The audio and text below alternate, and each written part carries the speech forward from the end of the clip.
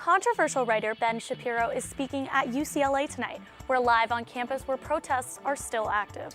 Then we have the latest on the 3 UCLA basketball players who are still stuck in China. And one USC group is putting a new twist on Rivalry Week here on campus. We'll show you how. Annenberg TV News is next.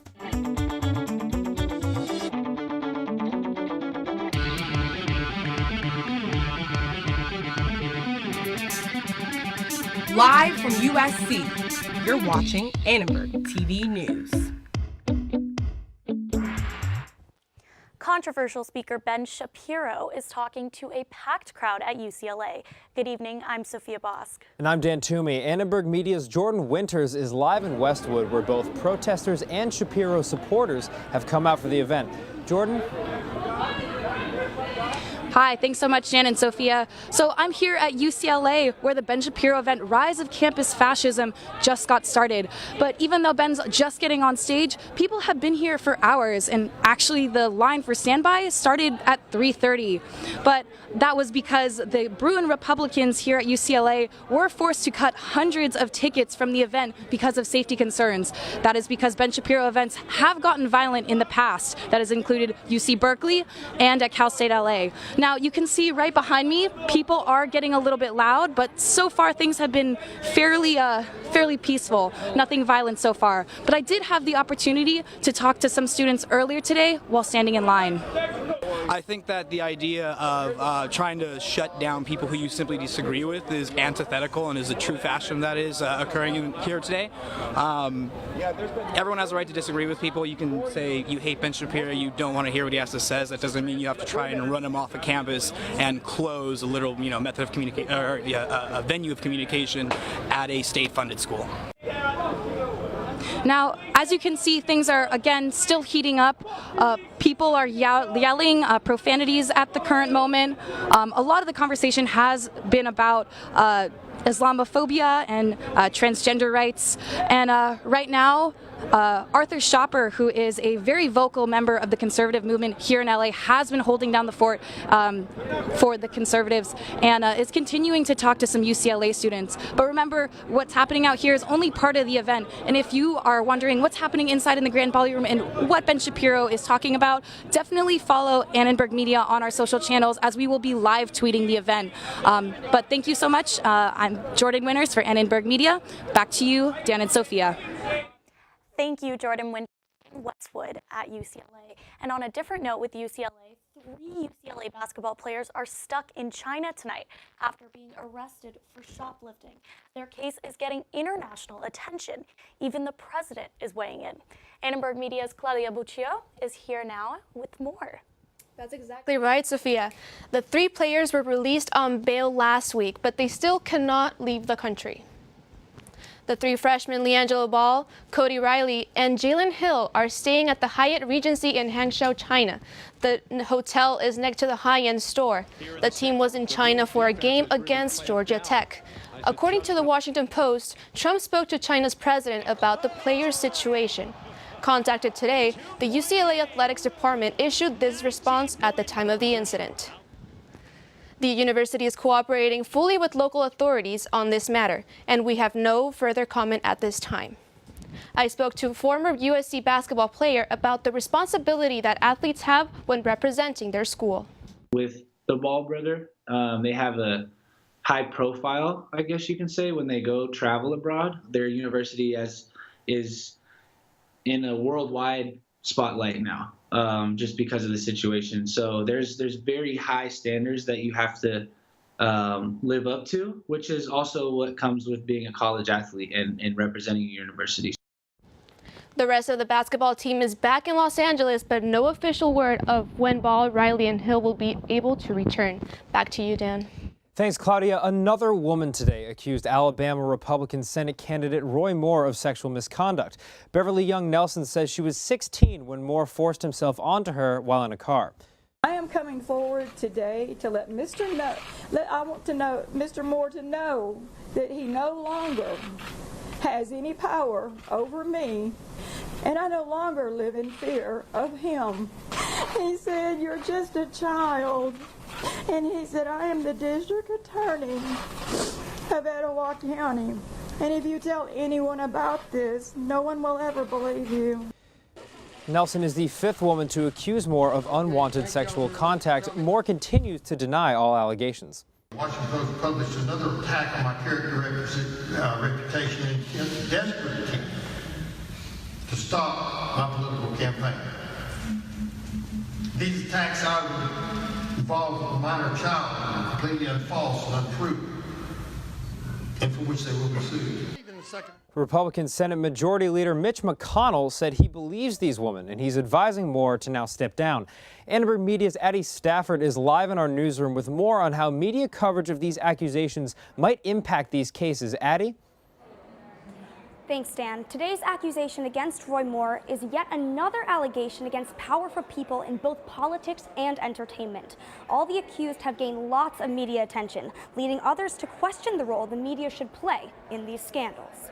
Alabama candidate Roy Moore is the latest high-profile man accused of sexual misconduct, but some are concerned people are being prosecuted through the press. It would be a very dangerous precedent for any of us, for any person in this country, to just be cast aside as guilty because of press reports. This is a democracy with a constitutional system that allows us to have a process. But media law professor Mark Lloyd says the journalist and the courts play very different roles.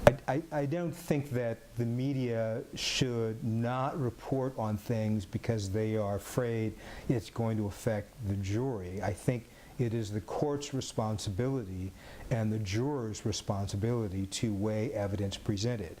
Though Lloyd says the media has an obligation to double-check the facts, he says their coverage helps other potential victims. It actually gives people who have been abused the courage to come forward. Some students believe it's important these allegations of sexual misconduct are coming to light. This was all in the shadows, and for the first time it's being brought to people's attention. It needs to be celebrated. I think initially I always think that they're guilty, because I mean, I know it's kind of hard to not believe someone when they come out with something like that serious. But others see it differently. I think there's a possibility that some people could be making it up.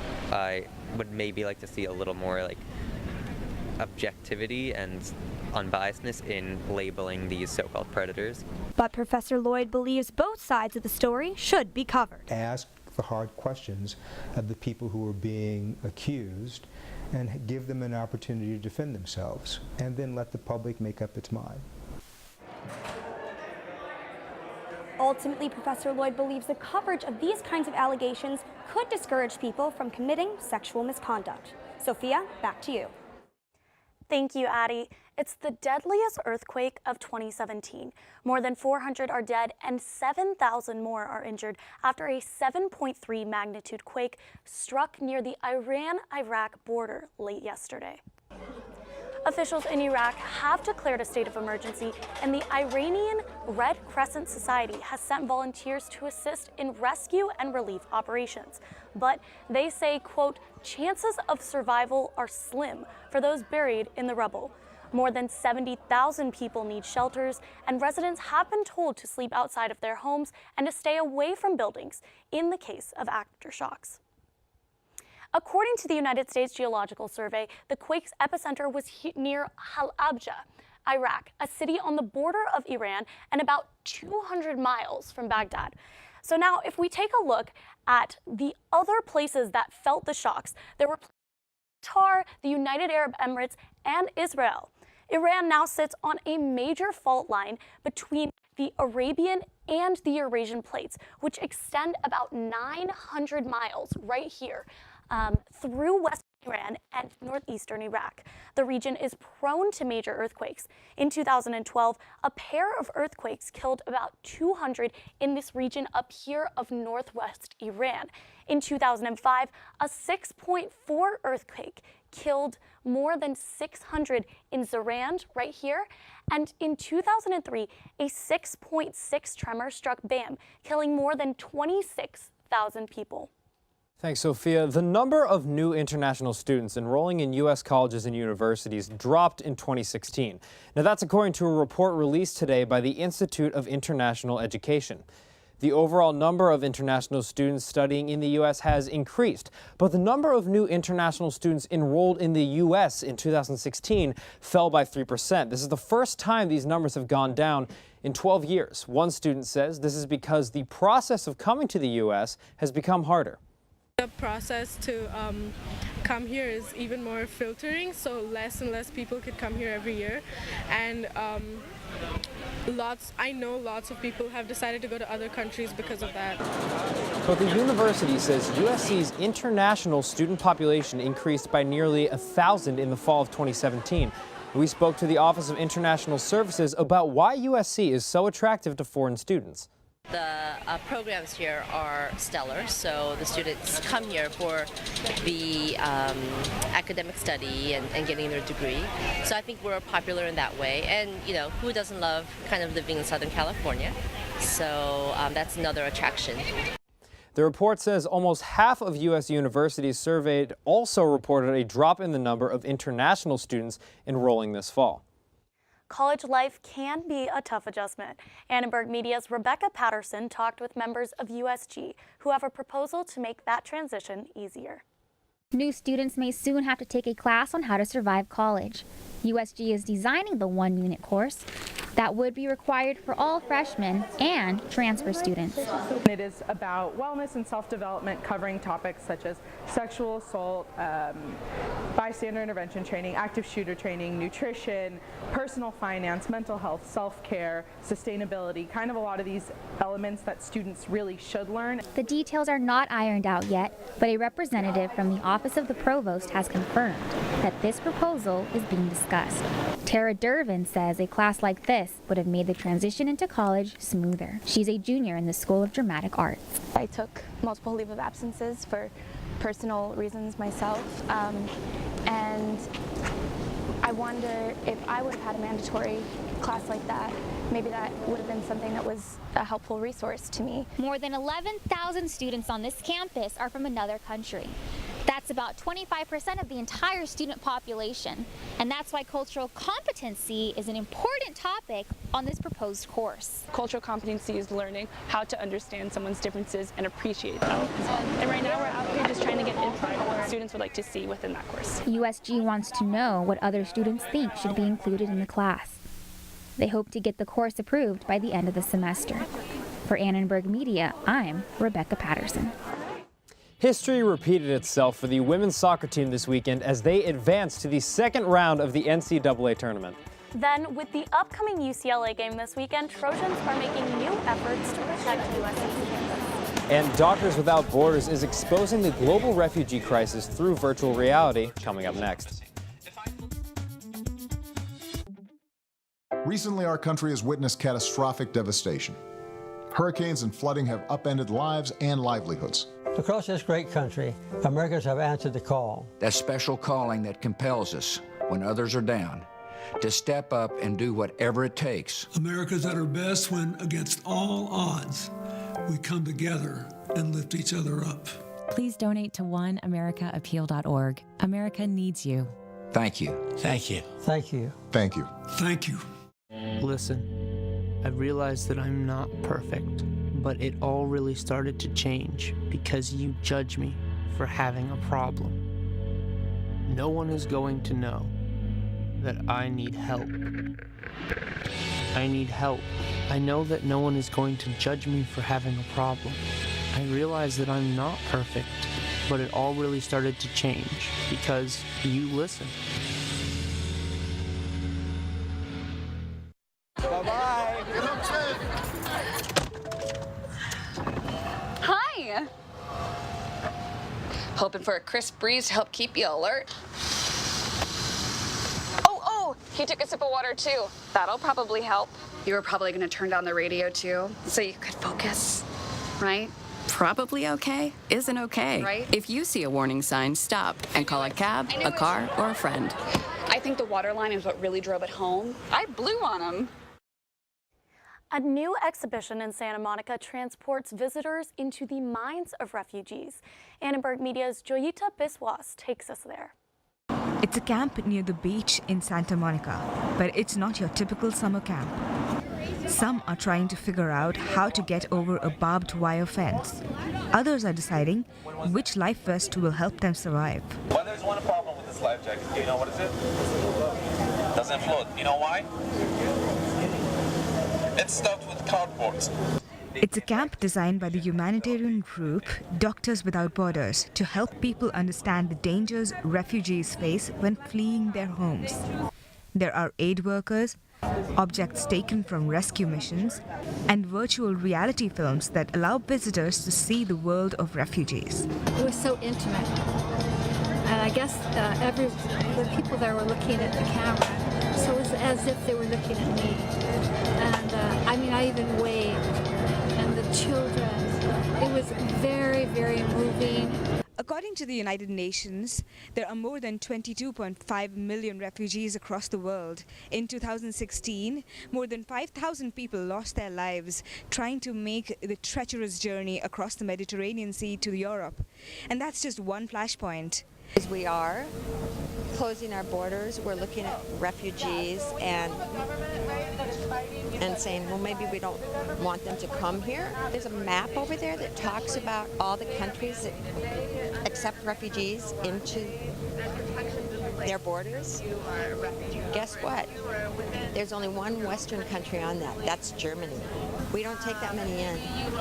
We don't take that many refugees in. This exhibition, on through November 19th, just might change that. For Annenberg Media, I'm Joyita Biswas. And it's a little chilly. Did you have to pull out a jacket today, Dan? Not yet. It's getting to that point, though. It's getting dangerous out there. Lindsay, what's the news on the weather? Well, I definitely had to pull out a jacket because I'm from California and it's cold out right now. So let's take a look at your current conditions. Right now it's 63 degrees. You'll see as the night starts earlier, it's going to have the temperatures drop earlier as well. Now looking at Southern California tomorrow in Big Bear and Palm Springs, also cooling down a lot, although it hasn't snowed or rained around there yet. Hopefully in the next few weeks, though, it will. Going back up to the valley, as you can see, cooling down there as well. But what we all really care about is here at USC tomorrow. As you can see, at USC tomorrow, it is about 75 degrees, cooler near the coast and near LAX. Now, taking a look at your 5-day forecast, it's mid to low 70s throughout the week, pretty cloudy, pretty high humidity as well. So hopefully we'll see some rain, something that we desperately need here in California.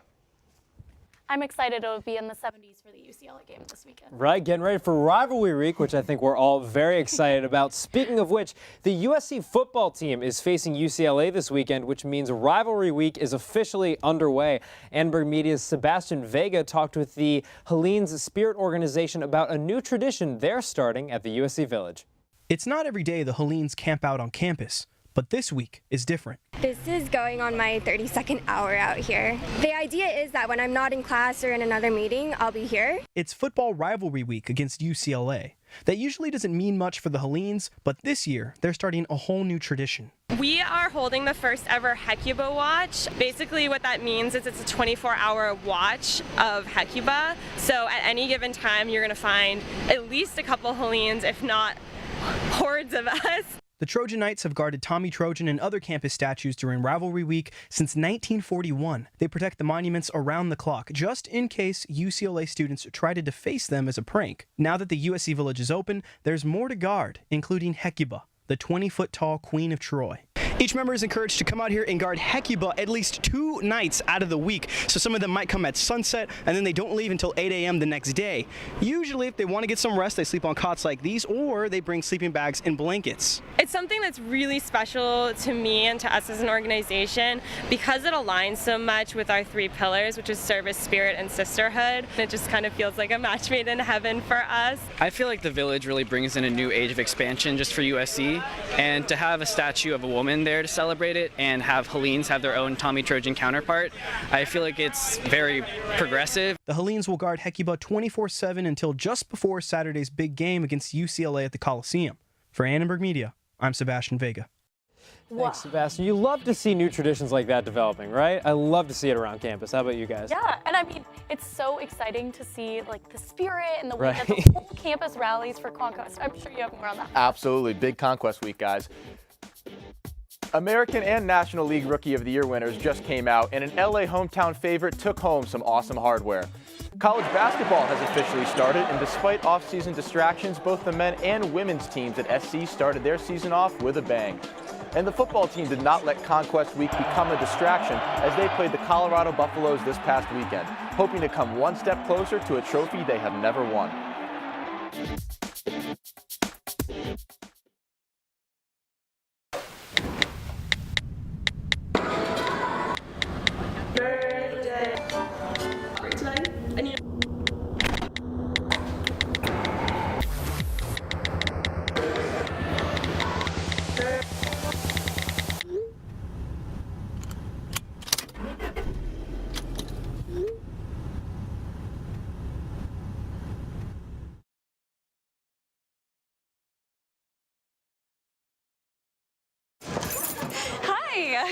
You think you're probably sober? Yeah. But you're thinking about taking the back roads home, just in case. Why would you do that? Probably okay isn't okay. Call a cab, a car, or a friend. Good choice. Every year, 40% of all food in the U.S. never gets eaten. 40%. That's almost half the food we produce. Food waste is a serious problem. It impacts all of us. And it's expensive. Your family is throwing $1,500 a year in the trash. We're working hard to put food waste on the chopping block. And you can do the same at home. Learn how to cook it, store it, and share it. Just don't waste it. Go to SaveTheFood.com. After 15 years of smoking, Eva Marie quit. There's a new lung cancer screening that could save her life. You stopped smoking. Now start screening. Learn more at savedbythescan.org.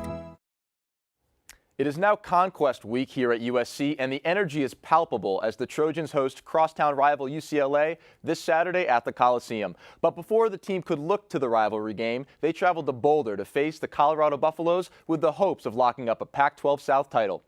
Quarterback Sam Darnold is now playing up to his preseason hype as he accounted for 3 touchdowns, 1 on the ground and 2 through the air. Cornerback Ajane Harris grabbed 2 interceptions, 1 pick-6 and another where he pitched the ball to Marvell Tell, who took it to the house, though it was later called back. Ronald Jones, the second, also impressed as he passed Mike Garrett, Reggie Bush, and Lendell White in career rushing. Reggie was, my all-time favorite player growing up, so, just to be mentioned in the conversation with him, it's crazy. And then, obviously, Lendell is obviously the go-to, and, he's got all these records here. And, they both went on to have good careers in the NFL, so just to be in that class, it's really amazing. The Trojans are now on a 3-game win streak and will be playing for city bragging rights on Saturday against the Bruins. With losses by a number of top 10 teams this past weekend, look for SC to enter the top 10 of the college football playoff rankings when they are released tomorrow.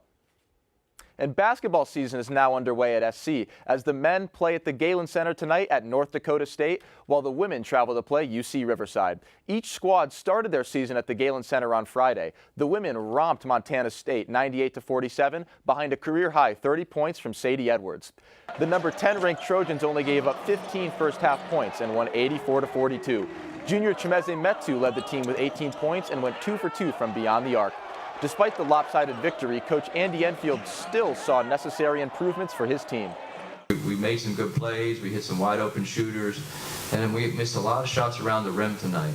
So I thought we could have had a few more assists if we just took care of business and made the open shots. Despite doubling up Fullerton, a dark cloud from preseason FBI investigations still permeates Enfield's team. Julia Poe has more on how one standout player is still being held out. Thanks, Nick. The USC men's basketball team kicked off regular season play on Friday, but one player expected to make a big impact started his season on the bench. Shortly before tip-off, the team announced that sophomore DeAnthony Melton will be held out of play due to concerns surrounding his eligibility. Melton started the final 25 games of last season, averaging 8.3 points, 3.5 assists, and 1 block per game. His biggest strength, though, came on defense, where he led the Pac-12 with 69 steals. Melton's suspension came days after the indictment of former associate coach Tony Bland, who allegedly gifted $9,000 to the families of a freshman and a sophomore on the team. While the Trojans fared fine without Melton in their season opener, as harder matchups come down the stretch, the team will need another player to step up into that versatile guard role. Back to you, Nick. Thanks for that report, Julia. Women's soccer opened up the NCAA tournament as a 3 seed when they faced off with Eastern Washington on Saturday. The Eagles netted a goal in the 5th minute and made it to the half up 1-0, but the Trojans answered with an Alex Anthony goal in the second half. The game then went to overtime, double overtime actually, where Erica Ozuma scored the golden goal. Coach Kadeni McAlpine was relieved to survive and advance. As far as our performance, we've been able to find ways to come back and win games, and I've said it all year, I think our competitive spirit is very good, and we found a way to win on a day where it wasn't our best performance, and far from it. The women of Troy will travel to College Station, Texas for a second-round matchup with the Baylor Bears on Friday. Thanks, guys. Back to you. Definitely an exciting time for USC sports. Definitely looking forward to it, Nick. Thank you.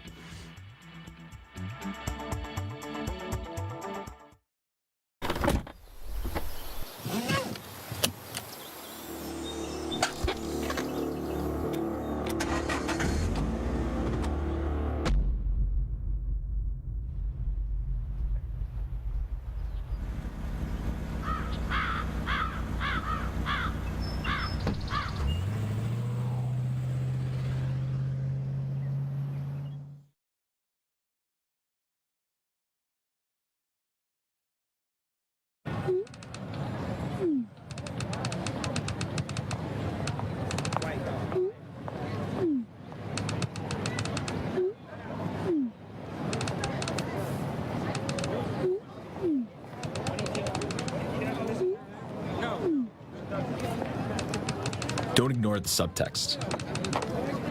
It's on us to intervene in sexual assault. Because we can. Take the pledge at itsonus.org. Hey, look, it's those guys. Are you good to drive? I'm fine. How many did you have? I should be fine. You should be? Go and step out of the vehicle for me.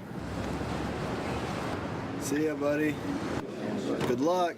So turns out, buzz driving and drunk driving, they're the same thing, and it costs around $10,000. So not worth it. Welcome back. We have more now on our top story. Let's go back to Jordan Winters at UCLA, where protests are heating up over the visit of conservative writer Ben Shapiro. Jordan? Hello again, Dan and Sophia. So I'm still here actually on Bruin Walk, and we have seen things progress. There has been a large group of students who have been marching up and down, mainly this, block stretch right here. But as you can see right in front of me, a lot of conversation has been going around in these big clumps where about 4 or 5 conservative men have been representing basically the entire conservative movement and viewpoint, while all of these college students have been gathering around, both arguing and, as you can see right now, things have gotten heated at times, but things have still remained peaceful. A lot of these students are engaging in conversation, while some of them are continuing to just chant a lot of very similar chants to what have been co-opted by the Black Lives Matter movement. But yeah, we are still seeing a lot of conversations about race relations and other things. Well, thank you so much, Jen and Sophia. Back to you in the studio. Wow, that's pretty impressive. Such a large rally at UCLA. Absolutely. It's so interesting, the topic of whether or not to bring these people on to college campuses. Thanks for watching Annenberg TV News. From everyone at Annenberg Media, I'm Sophia Boss. And I'm Dan Toomey. Be sure to catch us on the web at uscannenbergmedia.com.